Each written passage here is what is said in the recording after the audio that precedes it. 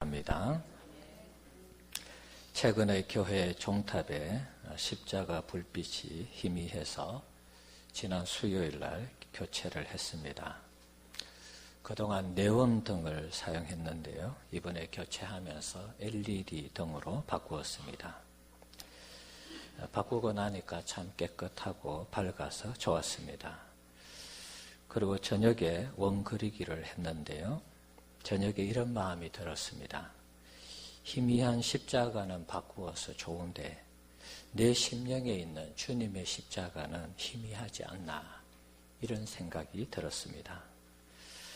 내 안에 주님의 십자가가 선명하다면 저의 삶에 주님의 사랑과 주님의 은혜가 넘쳐나겠죠. 그런데 그렇지 못한 것 같아서 마음이 참 무거웠습니다. 죄송한 마음도 들고, 그래서 희미한 이 십자가를 점검할 겸, 또 새롭게 교체할 겸, 교체한다는 표현이 여러분에게 어떻게 들리실지 모르겠습니다만은 하여튼 새롭게 점검하면서 교체하고자 하는 그런 마음으로 또 이렇게 오늘 말씀을 준비했습니다. 우리 성도님들의 심령에 있는 주님의 십자가는 희미합니까? 선명합니까? 어떻습니까? 십자가가 희미하다는 것은 주님의 사랑과 은혜가 우리에게 희미해져 있다는 것입니다. 그런 상태에서 우리가 사역을 하게 되면 전혀 기쁘지 않습니다. 교회를 다녀도 신나지 않고 예배를 드려도 이 예배가 하나님께 드려지는지 잘 알 수가 없는 것입니다. 억지로 하다 보니까, 겨우 하다 보니까 모든 신앙의 이 삶들이 즐겁지 않는 것입니다. 베드로의 삶을 보면 십자가가 희미할 때와 선명할 때 분명 차이가 있습니다. 주님의 십자가가 아직 희미할 때 베드로는 많은 실수를 했습니다. 그 대표적인 실수가 예수님을 3번 부인하는 그런 사건이죠. 자기 나름대로 열심히 주님을 따르면서 섬겼습니다. 그런데 갑자기 생명의 위협이 느껴질 때, 너도 그들과 같고 너도 그를 믿는 사람이 아니냐, 이렇게 추궁할 때에 갑자기 목숨에 대한 위협이 느껴지면서 자기도 모르게 예수님 모른다, 이렇게 3번 부인을 하게 되었습니다. 그러면서 자신은 물고기를 잡으러 가겠다, 바람을 잡으면서 제자들과 함께 갈릴리 호수로 다시 옛날 고기 잡던 그 시절로 돌아간 것입니다. 오늘 본문의 배경이 되는 것은 갈릴리 호수입니다. 밤새도록 고기를 잡았는데 고기가 잡히지 않았습니다. 갑자기 예수님이 등장하시면서 배 오른편에 그물을 던져라, 그래서 고기를 잡게 되죠. 예수님이심을 알게 되고 예수님과 다시 만나게 되었습니다. 부활하신 후에 전체 제자들과 만나시는 그런 장면입니다. 예수님이 제자들을 만나면서 베드로에게만 유독하게 질문을 했습니다. 네가 나를 사랑하느냐, 이렇게 질문을 했습니다.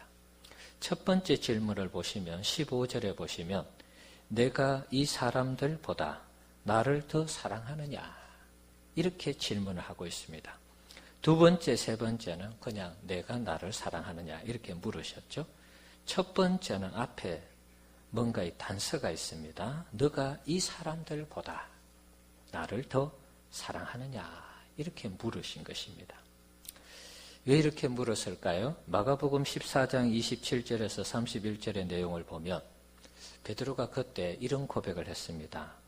이 사람들이 다 버릴지라도, 이 사람들은 그때 당시에 같이 있었던 제자들이겠죠. 이 제자들 다 버릴지라도 나는 주님을 버리지 않겠습니다, 그런 고백을 했습니다. 그리고 주와 함께 죽을지언정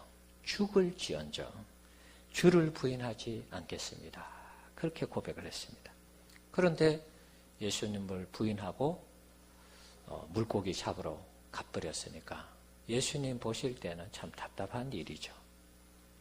그래서 이제 부활하시고 나서 예수님이 갈릴리 호수에서 물고기 잡던 이 베드로에게 네가 이 사람들보다 나를 더 사랑하느냐 이렇게 물으신 것입니다. 베드로 입장에서는 마음이 찔리는 것이죠. 분명히 사랑하는데 자기가 부인을 했으니까 결과는 배신이었잖아요. 어쨌든 마음은 안 그럴지 모르지만 결과는 부인이고 배신이었습니다. 그래서 베드로가 이런 대답을 하죠. 내가 주님을 사랑하시는 줄 주님께서 아십니다. 그런 고백을 합니다. 마음은 그렇지 않았지만 목숨의 위협이 느껴질 때 저도 모르게 부인을 했습니다. 주님. 정말 사랑하는데 갑자기 그렇게 추궁이 들어오니까 제가 주님을 부인했습니다. 제 사정을 잘 아시지 않습니까? 정말 주님 사랑합니다. 그런 변명 아닌 변명을 한 것입니다. 십자가가 우리의 심령에 희미해질 때 우리는 주님을 사랑함에도 불구하고 주님을 사랑하는 그 삶이 우리 마음대로 잘 이렇게 되지 않습니다, 여러분. 마음은 꿀떡 같아도 주님 사랑하는 마음이 마음의 꿀떡 같아도 주님의 십자가가 우리의 마음에 선명하지 못하면 희미하면 주님과 상관없는 삶을 살아가게 되는 것입니다. 내 의지하고 아무 상관없이 주님이 원하는 삶을 살아갈 수가 없는 것입니다. 그것이 베드로의 신앙이었고 제자들의 신앙이었습니다. 십자가가 선명할 때와 희미할 때 차이를 알 수 있는 이야기가 있습니다. 작자 미상의 글입니다. 십자가의 능력을 상실하는 교회라는 글로 누군가 이런 글을 썼습니다.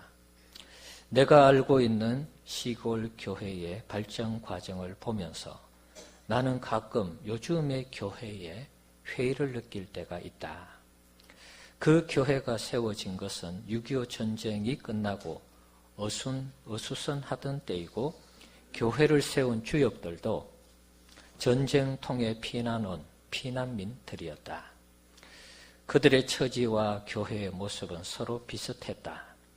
그때의 그 교회는 찬송 곡조도 제대로 알지 못하는 전도사님이 심우했다. 그 교회는 그의 설교는 자장가와 비슷했고 설교의 격식도 내용도 빈약했다. 그러나 놀라운 것은 바로 이 교회의 능력이었다. 세상적으로 내세울 것이 하나도 없었기 때문에 그랬는지는 모르지만 그 교인들은 정말 어리석을 정도로 단순한 십자가의 신앙을 붙들고 있었다. 토담 초가집에 멍석을 깐 예배당에 무릎을 꿇고 소리치며 기도하는 소리가 40년이 지난 오늘까지도 나의 귀에 쟁쟁하게 들려온다. 그러나 이제 그 교회는 웅장한 예배당을 세우고 격식에 맞는 설교와 예배가 있고 그 교회에 출석하는 사람들은 그 마을의 유지가 되었지만 지금 그곳에 가면 그때의 힘이 없다. 그때의 능력을 찾을 수가 없다. 그들의 이번 성공 사례와 교회의 부흥과 거대한 예배당 건물을 이야기하지만 기도의 소리는 죽었고 그들의 눈은 생기를 잃었다. 이분이 보는 관점이 무엇입니까?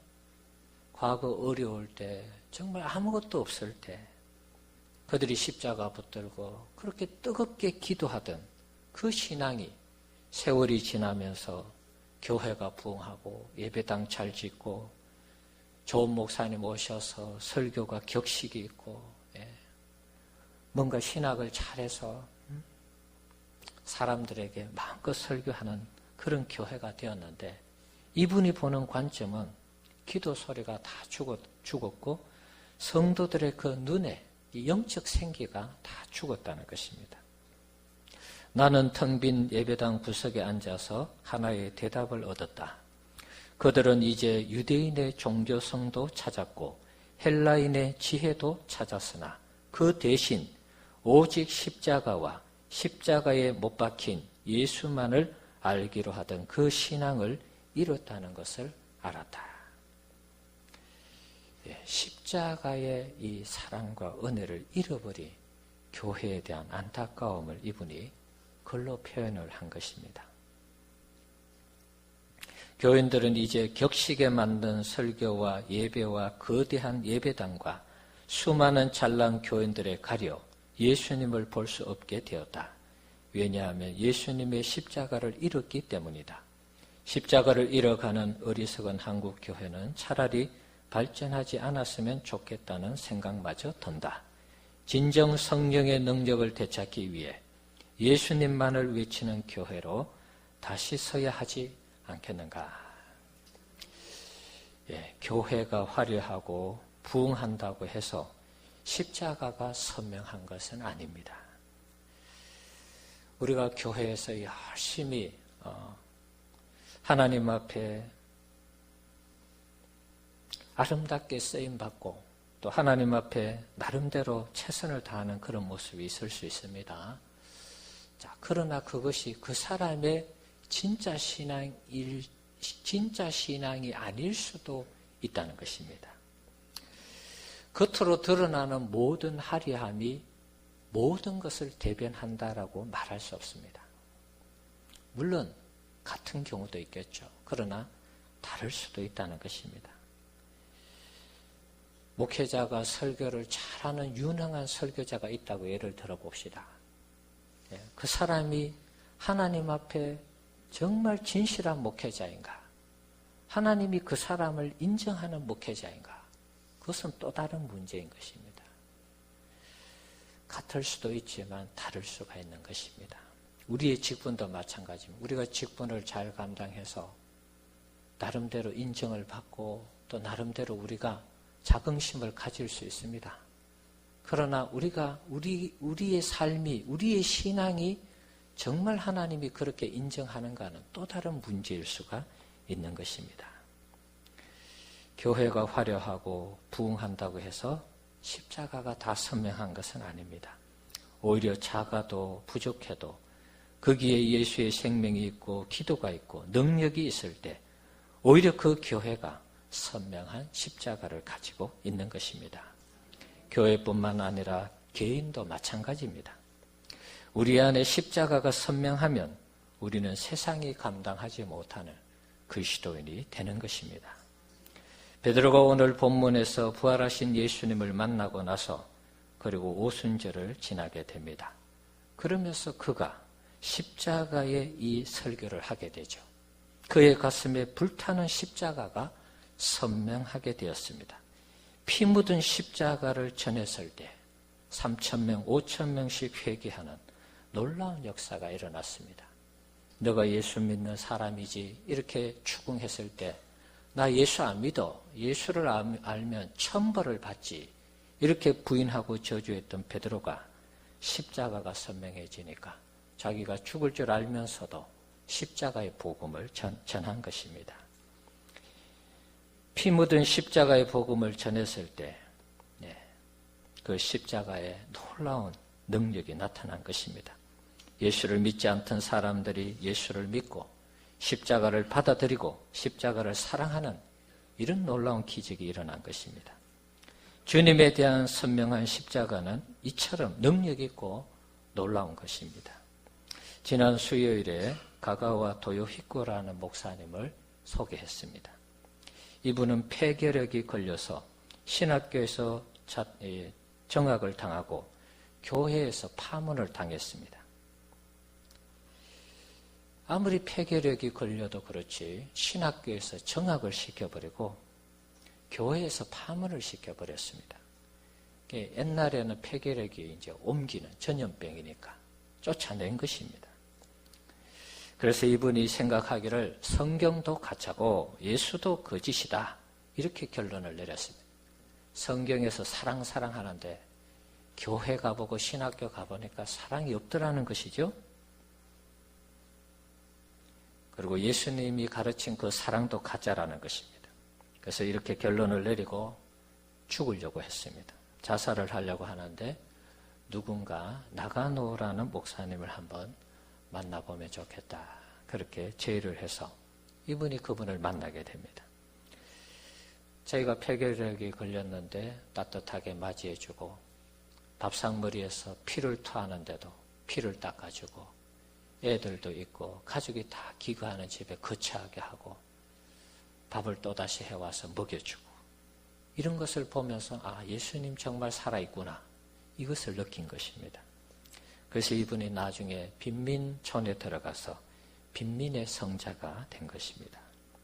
십자가가 희미한 성도는 성경을 거짓으로 만들고 교회를 가짜로 만들고 예수를 거짓으로 만드는 것입니다. 그러나 십자가가 선명한 성도는 신앙이 참임을 보여주는 것입니다. 죽을 사람을 살리고 잠자는 영혼을 깨우고 살아계신 주님을 만나게 하는 것입니다. 우리 성도님들 선명한 십자가를 가슴에 새기는 우리 성도님들 되시기를 주의 이름으로 축원합니다. 주님의 희생과 사랑 그리고 주님의 은혜가 가슴에 차고 넘치도록 해야 되겠습니다. 이것이 안 되면 우리는 희미한 십자가를 가지고 사는 성도가 되는 것입니다.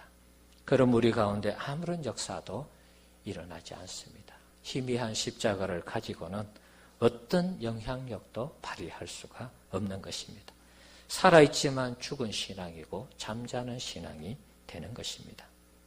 십자가의 능력이 나타날 때 미국 텍사스에서 이런 일이 있었습니다.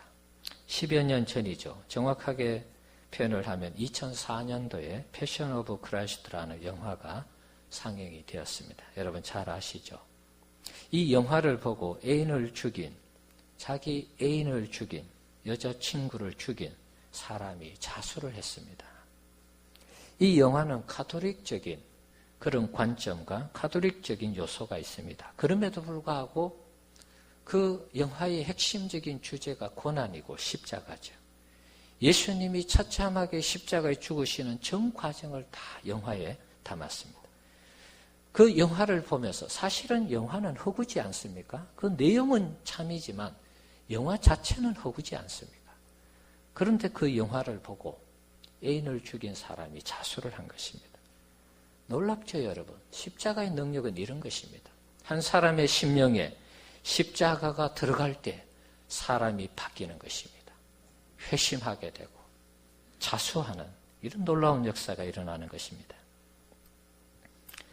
푸른숲교회 최한주 목사님 글에 이런 내용이 있습니다. 병원에서 하는 암 수술 중에 입안에 생긴 구강암을 치료하는 코만도라는 것이 있다. 이제 구강암 치료하는 어떤 그런 수술하는 어떤 그런 명칭이 코만도라고 하는 것 같습니다. 암덩어리가 퍼진 턱뼈는 물론 암세포가 전이된 목 주변의 림프절까지 몽땅 잘라내고 긁어내는 난이도가 높은 외과 수술이다. 이 수술이 우리나라에 도입된 것은 1960년 미국의 의사 데이비드 존 실, 우리나라 이름으로는 설대위라는 분입니다. 데이비드 존 실 선교사가 선보임으로 처음 도입되었습니다. 다음은 당시 수술 장면을 그의 제자가 회상한 것이다. 1967년 아침부터 푹푹 찌는 무더운 여름, 혀에 암이 생겨 주변으로 퍼진 65세 남자 환자가 코만대 수술에 누웠다.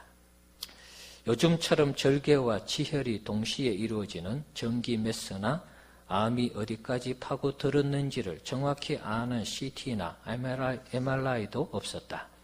그럼에도 눈과 손에 의지해 뛰어난 수술 기술을 발휘해 깨끗하게 수술하였다.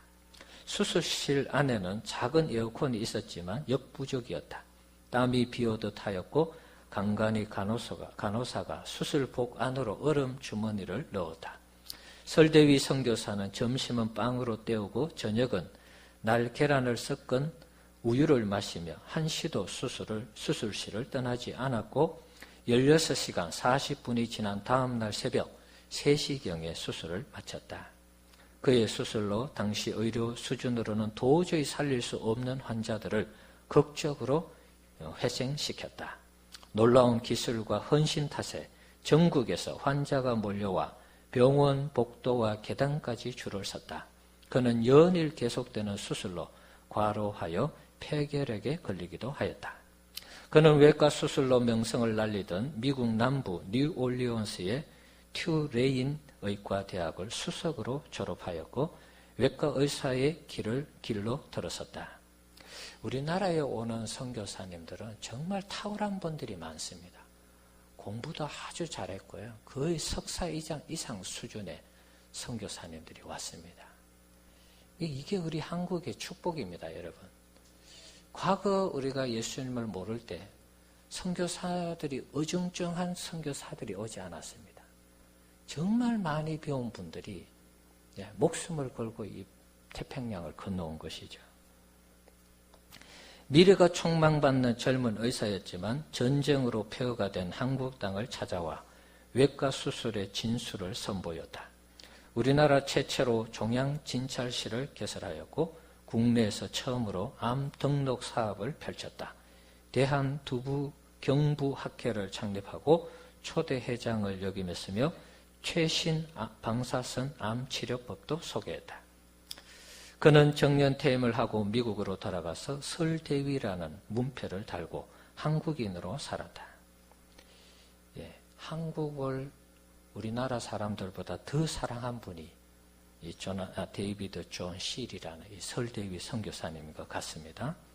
20억 상당의 최신형 암 치료기를 예수병원에 보내주기도 했다. 하지만 본인은 가진 재산이 없어서 노년의 응급실에서 당직 의사를 하며 생활비를 벌었다. 이게 이 십자가의 이 선명한 가슴에 이런 십자가가 선명하지 않는 분이 정말 이렇게 할 수 있을까요, 여러분? 자기의 전 재산을 다 털어서 예수병원에 암치료기를 보내주고 자신은 이제 너무 힘들어서 마지막에 응급실, 정말 정신없는 응급실에 당직 의사로 일하면서 생활비를 벌었다는 것입니다. 말년에 치매를 앓았다고 합니다. 미국 병원 중환자실에서 한국말로 뭔가를 계속 말해서 미국 의료진을 당황하게 했다고 한다. 그러다가 2004년 79세 일기로 하나님의 부르심을 받았다. 간혹 미국에서 정착하려는 한국의 젊은 의사들을 향하여 그럼 한국 환자는 누가 돌보는 것인가요? 미국에서 정착하려는 의사들에게 한국 환자는 누가 돌봅니까? 그렇게 자주 말했다는 것이죠. 그렇게 반문을 했다고 한다. 자기 십자가를 버리고 편하고 좋은 것만을 추구하는 현대인들이 본받아야 할 아름다운 분이다. 인간 설대위는 같지만 그가 남긴 아름다운 십자가의 발자취들은 우리의 가슴에 계속 남아있다. 한국을 우리보다 더 사랑한 그런 이 설대위 선교사님 이야기입니다. 참 이런 분들 보면 존경스럽죠, 여러분. 그리스도의 심령에 십자가가 선명할수록, 그리스도인의 심령에 십자가가 선명할수록 주님이 기뻐하는 삶을 사는 것입니다. 양을 치고 먹이는 역사, 영혼을 구원하는 역사, 전도하고 선교하는 삶을 살아가는 것입니다. 우리가 돌볼 양이 없고 칠 양이 없다면 우리의 가슴에 십자가가 희미해진 것은 아닌지 우리 자신을 살펴볼 필요가 있는 것입니다. 십자가가 희미해지면 예수를 부인하고 예수를 모른 척하고 예수를 버리고 세상으로 가는 것입니다. 나는 물고기 잡으러 가노라. 십자가가 희미한 베드로가 했던 말이죠. 자기만 간 것도 아니죠. 모든 제자들을 데리고 물고기 잡으러 갔습니다. 십자가가 희미할 때 예수님이 자신들에게 가르친 그 복음이 다 희미하게 되는 것입니다. 그동안 3년 동안 배웠던 거 다 그냥 까먹는 것이죠. 십자가가 희미해지면 세상으로 가지 않더라도 주님이 원하는 삶을 살아갈 수가 없는 것입니다. 주님이 원하시는 영혼 구원이나 영혼을 돌보는 일, 전도하고 선교하는 일에 관심이 없는 것입니다. 사랑하는 성도 여러분, 우리의 심령에 주님의 십자가가 선명해야 되겠습니다. 주님의 이 십자가가 선명할 때 우리는 주님의 사랑과 은혜로 충만해서 행복하게 신앙생활을 할 수 있고 주님이 기뻐하는 신앙생활을 할 수 있는 것입니다. 주님과 동행하는 것이 얼마나 기쁜지 이해할 수가 있는 것입니다. 다소 어려움이 있어도 십자가가 선명하면 주님과 동행하는 삶이 얼마나 기쁘게 행복한지를 알 수가 있다는 것입니다. 내 안에 십자가의 빛이 선명할 때 우리는 날마다 주님과 동행하는 그런 삶을 살아가게 될 줄 믿습니다. 그림 하나 보여주실래요?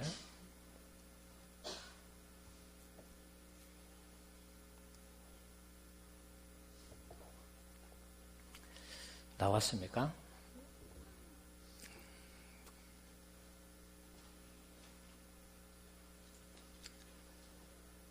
예.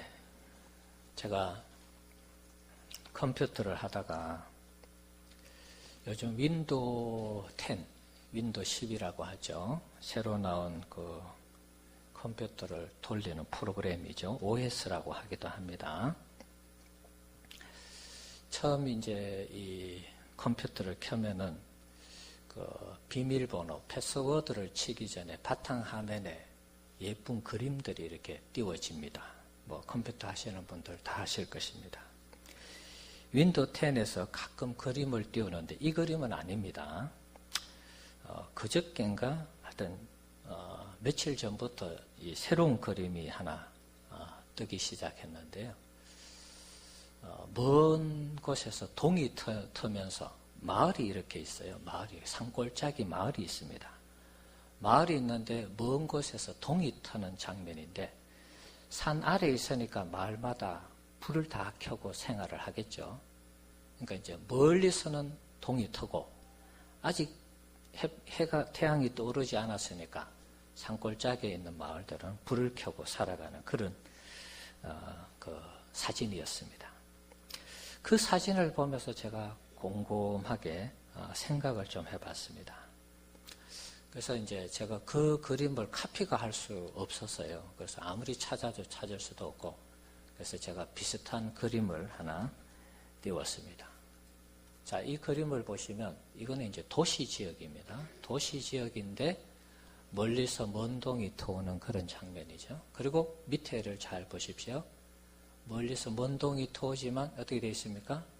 밑에 다 불을 켜고 있죠. 예. 보이십니까? 예. 자, 이걸 보면서 우리가 좀 설교를 듣고 나누어야 되겠습니다. 저는 이 그림을 보면서 이런 생각을 하게 되었습니다. 만약 멀리서 이 터오는 이 햇볕을 태양을 말이죠. 산 속에 있는 사람들이 보지 못한다면 어떻게 살까? 그런 생각을 해봤습니다. 모르고 산다면 멀리서 먼 동이 터오는데 가정입니다. 만약에 저 도시에 사는 사람들도 마찬가지겠죠. 멀리서 동이 튼다라고 생각하지 않고 있다면 계속 저렇게 불을 켜고 살아가겠죠. 산속은 더더욱 말할 것도 없겠죠. 예, 깊은 산속에 동이 터지만 햇빛이 안 들어오니까 불을 켜고 살아갈 것입니다. 그러나 이제 나중에 햇빛이 들어오면 불을 끄고 이제 그러겠죠. 자신들이 켠 이 불처럼 이 불빛은 태양의 비추면 아무것도 아닌 빛이죠. 그러면 나중에 어둠이 다 사라지고 불도 다 꺼질 것입니다. 자, 이 그림을 보면서 이런 생각을 했습니다. 만약에 이분들이 먼 동이 터오는 이 태양을 전혀 모르고 산다면 평생 저렇게 어둠 가운데 살 텐데 그런 생각을 했습니다. 자기 집에 있는 빛으로 만족해하고 자기 집에 있는 빛이 전부인 양 알고 그렇게 살아가겠죠. 그러나 빛이 찬란하게 들어왔을 때 야, 정말 태양이 대단한 빛이구나 이렇게 느낄 수 있겠죠. 자, 우리가 희미한 십자가를 가지고 살면 주님의 놀라운 사랑과 은혜를 알 수가 없는 것입니다. 안다고 해도 우리 수준에서 아는 것이죠. 그것이 우리 인생을 바꾸고 변화시키고 그래서 다른 사람에게 영향력을 끼치는 그런 빛은 되지 못하는 것입니다. 내가 희미한 십자가를 가지고 신앙생활을 한다면 빛 대신 주님과 동행하는 것이 무엇인지를 알 수가 없는 것입니다. 우리 나름대로 작은 빛을 가지고 살아가기는 하겠지만 희미한 십자가를 가지고 살아갈 수 있습니다. 그러나 그것이 진정 주님이 비치는 빛인 줄 모르고 살아갈 수 있다는 것입니다. 희미한 십자가는 나를 비추기에도 희미하고 때로는 그 희미한 십자가 때문에 내가 넘어지고 내가 불편하고 나중에는 남들까지 넘어뜨리는 그런 신앙의 삶이 될 수 있다는 것입니다. 이 희미한 십자가 가지고는 우리가 제대로 신앙생활을 할 수가 없다는 것입니다. 사랑하는 성도 여러분, 베드로가 부활하신 예수님을 만나면서 선명한 십자가를 가지고 살았습니다. 그때 놀라운 복음의 역사가 일어났습니다. 마찬가지입니다. 우리도 예수 그리스도를 믿으면서 하나님을 섬기는 이 신앙이 희미한 십자가를 가지고서는 살아갈 수가 없는 것입니다. 선명한 십자가를 가지고 살아갈 때 우리 가운데 놀라운 복음의 역사와 하나님의 살아계신 역사가 나타나는 줄 믿습니다. 그때 주님이 우리를 향해서 물으실 것입니다. 내가 나를 사랑하느냐? 물으실 때 우리 가슴에 선명한 십자가가 있다면 우리는 주저하지 아니하고 이렇게 대답하실 것입니다. 주님, 내가 주님을 사랑합니다. 네, 우리가 그렇게 고백할 수 있는 우리 성도님들 되시기를 주의